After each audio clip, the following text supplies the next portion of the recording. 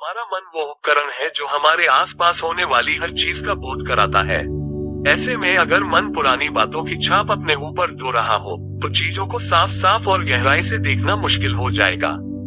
सब कुछ साफ साफ देखने के लिए मन दर्पण की तरह होना चाहिए। आज मैं आपको जब मन दर्पण बन जाए के संबंधित एक कहानी सुनाने जा रहा हूँ। इससे पहले कि आप इस कहानी में खो जाए, हमारे इस चैनल को सब्सक्राइब और वीडियो पर लाइक जरूर कर लें। तो चलिए दोस्तों, कहानी शुरू करते हैं। सिंधु नदी गंभीर गति से बहती चली जा रही थी। जल का कल कल निनाद तटों में अपनी हल्की गूंज प्रतिध्वनित कर रहा था। हल्की हल्की हवा नदी की धारा के साथ मिलकर और भी गंभीर होती जा रही थी। सूर्य की सुनहली किरणें नदी की धारा को स्वर्णिम कर रही थीं। पक्षियों के कलरव से सारा वातावरण संगीतमय हो उठा था। वहां पहुंचकर कोई भी शांत और सहज हो सकता था। प्रकृति की इतनी मनोरम एवं सुंदर छटा अंतर्भावों को जगाने के लिए पर्याप्त थी, परंतु यह छटा तभी प्रभावित कर सकती थी जब कोई अंदर से थोड़ा सहज एवं शांत हो।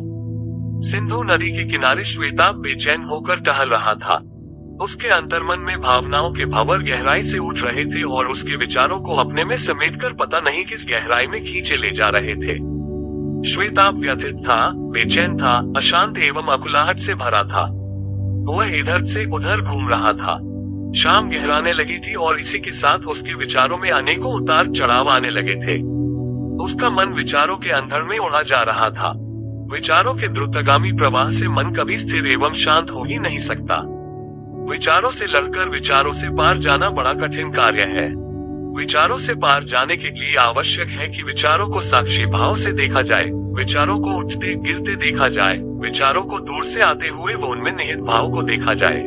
श्वेताब को लग रहा था कि जैसे वह इस जटिल समस्या से उबर नहीं पा रहा है और वह विक्षिप्त हो जाएगा।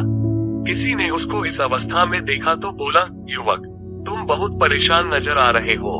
तुमको इस अवस्था में देखकर अच्छा नहीं लग रहा है। लगता है कि तुम किसी गंभीर आंतरिक समस्या से जूझ रहे हो। यदि मेरी मानो तो पास में ही एक गांव में सूफी संत बायजीद आए हुए हैं।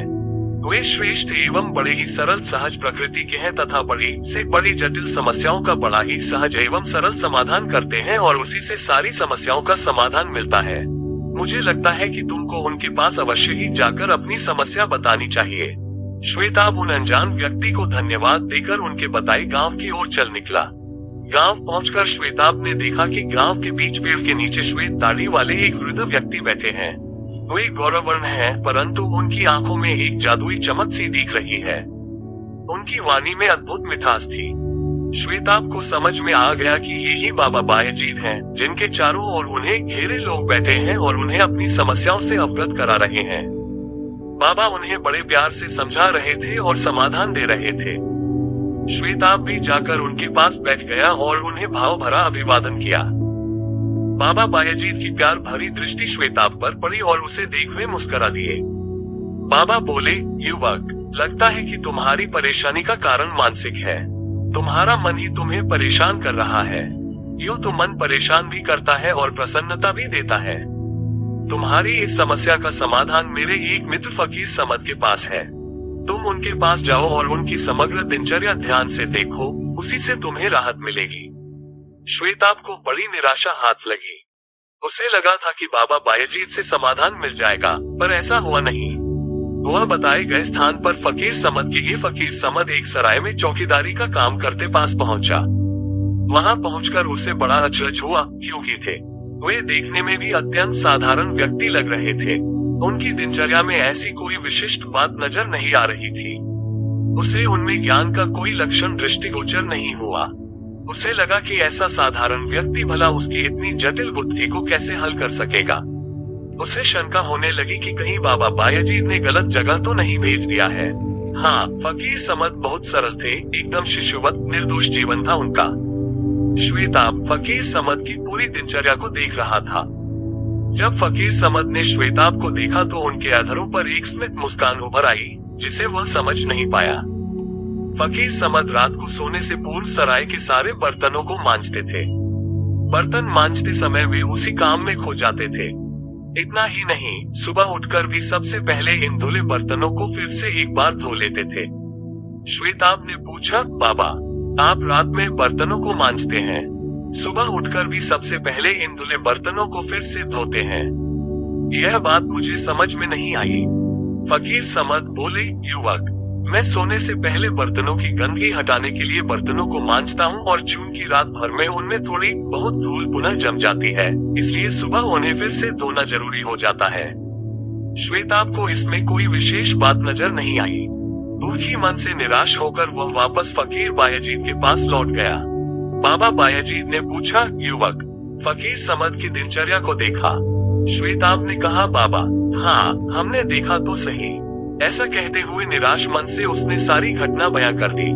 सारी बात सुनकर फकीर बायजीद हल्के से हंसे और बोले, सारी बातें तुमने देखी और सुनी तो है, पर समझी नहीं है। काम की से शाम हम सभी का मन एक दर्पण की भांति है। सुबह तक इस दर्पण पर विचारों की धूल जमती रहती है।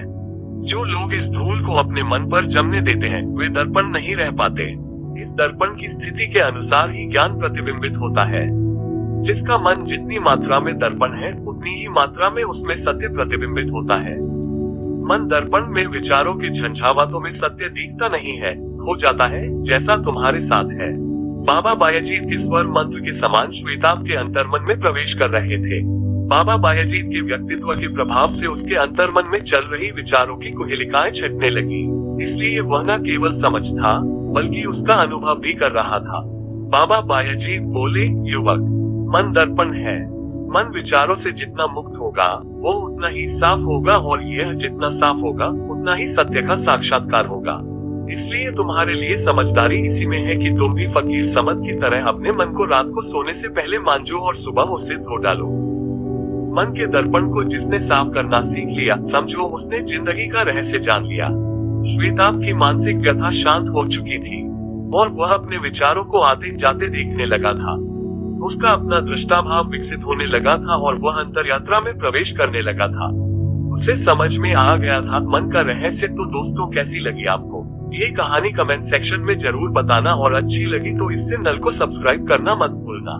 मिलते हैं अगली कहानी में, तब तक के लिए अपना ख्याल रखिए।